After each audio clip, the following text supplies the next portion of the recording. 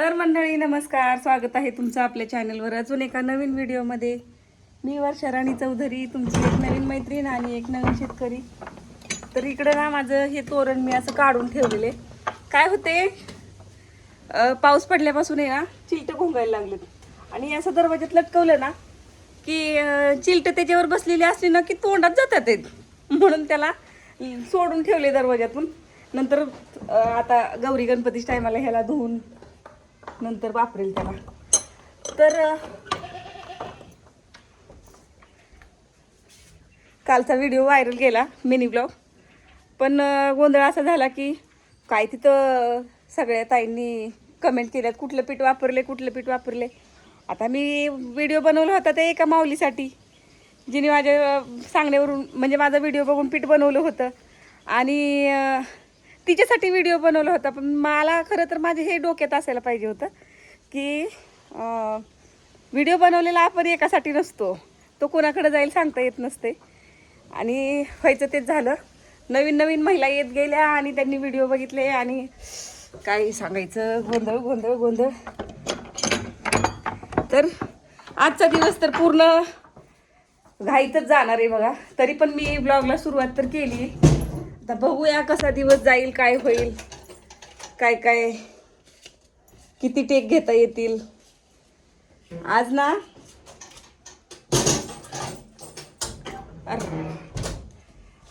काय काय सांगू का, आज मकावर अळीनाशक फवारायचे आणि त्याच्यासाठी लावले लेबर आणि ते येणार आहेत. पण औषधच नाही घरी आणून ठेवलेलं. सकाळी चौधरी काल मला जायचं होतं, तर काल मला वेळ मिळाला नाही आणि दुपारच्या नंतर पाऊस आला रिमझिम. पावसात मला गाडी चालवायला भीती वाटते.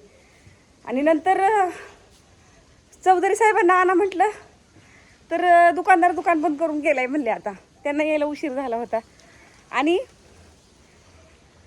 सकाळी आणा म्हटलं तर सकाळी आम्हाला उशीर झाला होता. आज तर असला राडा आहे, बेकार बेकार राडा आहे. शिट यार, चावी कुठे ठेवली आता गाडीची. आता मी चालली बघा औषध आणायला. खाणं पिणं झाले, कामं आवरले, कामं सगळी तशीच पडलेत, खाणं पिणं झाले फक्त. आणि गुरांना पाणी पाजायचे.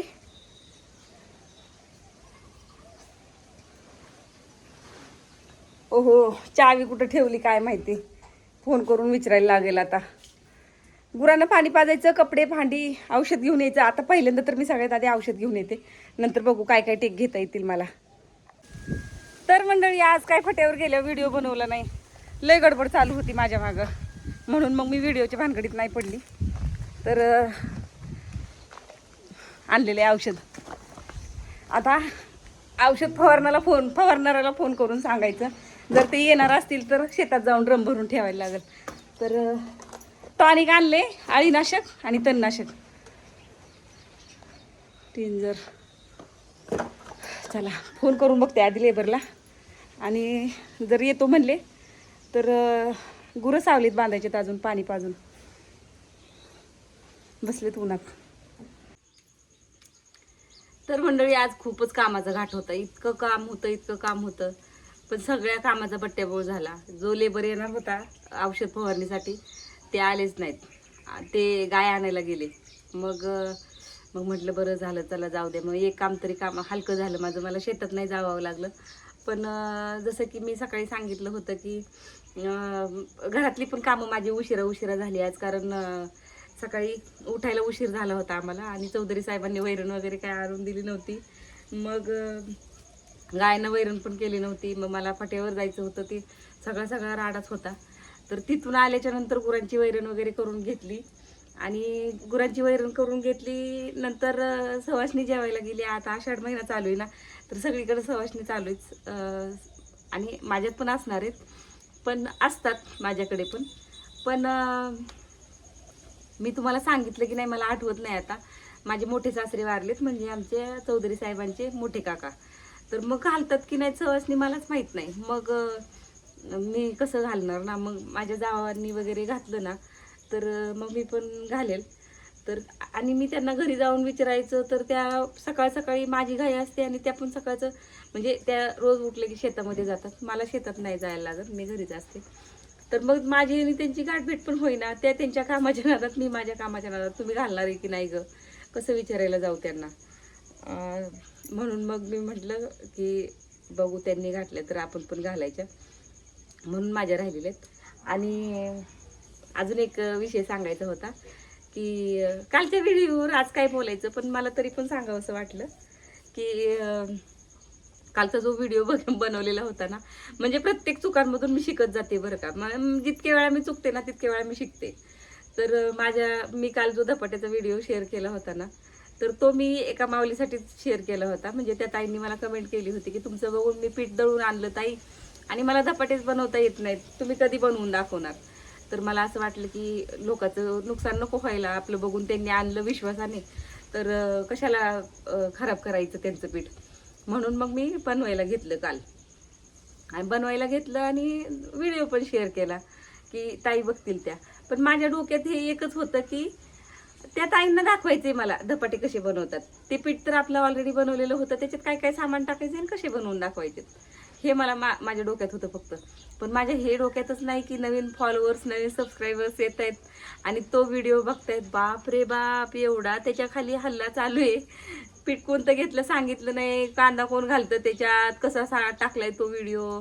अरे हो हो हो मला नाही कोणाच्या कमेंटचं वाईट वाटत, कारण ते सांगतायत त्याच्यातून मी शिकते. मग मला हे लक्षात आलं की अरे शिट, माझ्या हे लक्षात यायला पाहिजे होतं की हा व्हिडिओ बघणारे अजून नवीन पण लोक येणार आहेत, आणि त्यांना कसं माहीत असणार की मी ऑलरेडी एक चॅनलवर किंवा आयडीवर माझ्या धपाट्याचं पीठ कसं बनवतात तो व्हिडिओ पोस्ट केलेला आहे. नसणार त्यांना माहिती. आणि ते त्या धपाट्याच्या पिठांची रेसिपी मागत होतं, कुणी सांगत होतं की हा हे एवढं कुठं घालतात तेव्हा, हे असं तसं. तर असं चला, हे मला फक्त एवढंच वाटतं की गाव बदललं की आहार पण बदलतो, भाषा पण बदलते, खाणं पिणं पण सगळंच काही बदलत जातं. तर असेल बऱ्याच ठिकाणी वेगळ्या पद्धती करण्याच्या, त्यांच्या कमेंटमधून मला समजते. नाहीतर मी काय कुठलं बघून किंवा काही तसलं ट्राय करत नाही आणि तुमच्यासमोर दाखवत नाही की बघा मी हे शिकली आणि मी तुमच्यासमोर प्रेझेंट करते, असं नाही. जे आमचा साधा स्वयंपाक आहे रोजचा, तोच मी तुमच्याबरोबर शेअर करते.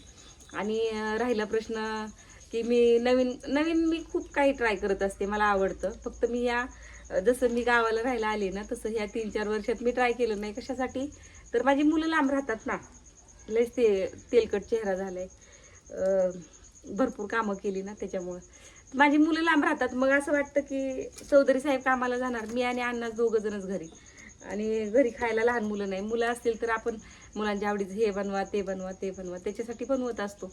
पण मुलंच घरात नाही आहेत, आपली लांब राहतात, तर मी बनवायचा विषय सोडून दिला होता. पण मला ते धपाट्याचं पीठ पण मी का बनवलं होतं की चौधरी साहेबांचं चाललं होतं की मुलांना भेटून येतो एकदा, तर त्यांना काही जाणं झालं नाही बघा भेटायला.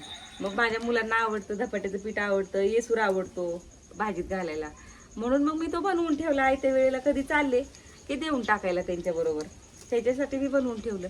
तर आता बनवता मी व्हिडिओ शेअर केला, पण त्या व्हिडिओनी इतकं भलं केलं माझं, इतका व्हिडिओ तो व्हायरल गेला प्रत्येकच ठिकाणी. धपाट्याच्या पिठाचा, आणखीन येसराच्या पिठाचा, दोन्ही पण व्हिडिओ म्हणजे इंस्टाग्रामवर, फेसबुकवर, यूट्यूबवर सगळीकडेच तो व्हायरल गेला तो व्हिडिओ.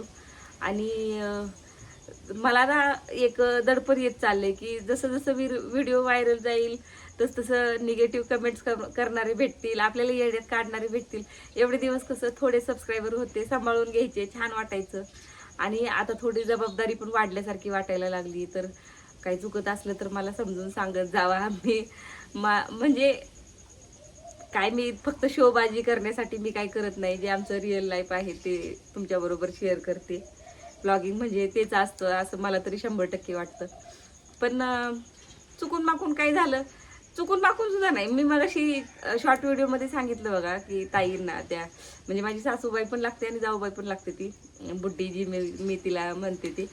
तर मी त्यांना सांगितलं की मला ना, मी धपाट्याचा व्हिडिओ टाकला, त्याच्या खाली इतक्या कमेंट आल्यात की कांदा कोण घालतं, की काकडी घाला किसून, असं तसं हे ते. तर म्हणली जाऊन दे, म्हातारे माणसांचं बोलणं असतं ना, जाऊन दे, एवढं चांगलं बनवलं, माझ्या तर तोंडाला बघत बघतच पाणी सुटलं. अगं राणी, मला टाकून तुला कसं खाऊ वाटलं असं. मग त्यावेळी वाटलं की चला म्हणजे व्यक्ती तितक्या प्रवृत्ती ते काही चुकीचं नाही. जशी माणसं असतील तशी बोलणारच. तर असो, आता अजून बाकीची राहिलेली कामं करायची. बाकीची राहिलेली कोणती, कपडे भांडी करून घ्यायचे. आता ही वड्याचा कार्यक्रम तर करून घेतलाय मी, आणि कशा झाल्या ती थोड्या वेळाने तुमच्याबरोबर शेअर करते. अजून काय झालं नसेल आपलं, किती झाले काय माहिती नाही. चुलीचा जाळ तर मी मोठा केलाय बरं का.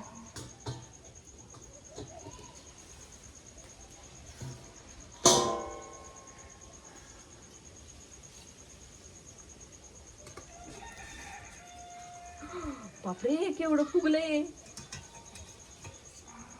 अपेक्षितच नव्हतं एवढं फुगलेलं. दाखवते 1 मिनिट जवळून ना.